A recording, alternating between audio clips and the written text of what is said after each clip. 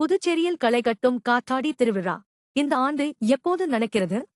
காற்றாடி விடுவது என்பது பல இடங்களில் ஒரு விளையாட்டாக இருந்து வருகிறது. பல ஊர்களில் காற்றாடி திருவிழா நடக்கும். வட மாநிலங்களில் பண்டிகை நாட்களில் மிகவும் பிரமாண்டமாக காற்றாடி திருவிழா போட்டிகள் நடக்கும். அதேபோல வெளிநாடுகளிலும் நடைபெறும். கடந்த ஆண்டு புதுச்சேரியில் நீலக்கொடி கடற்கரை என்று சொல்லப்படும் ஈடன் கடற்கரையில் மிக விமரிசையாக சர்வதேச காற்றாடி திருவிழா 3 நாட்கள் நடந்தது. புதுச்சேரியில் மட்டுமல்ல, இந்தியாவிலேயே இருக்கும் மிக மிக தொன்மையான பழமையான கிராமங்களில் ஒன்று வீராம்பட்டினம். 1000 ஆண்டுகளுக்கு மேலான வரலாற்று நிகழ்வுகள் கொண்டது.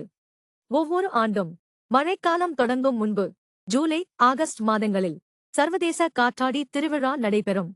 ஒவ்வொரு ஆண்டும் இன்டர்நேஷனல் கைட் ஃபெஸ்டிவல் என்ற சர்வதேச காற்றாடி திருவிழா புதுச்சேரியில் 3 நாட்களுக்கு நடைபெறும்.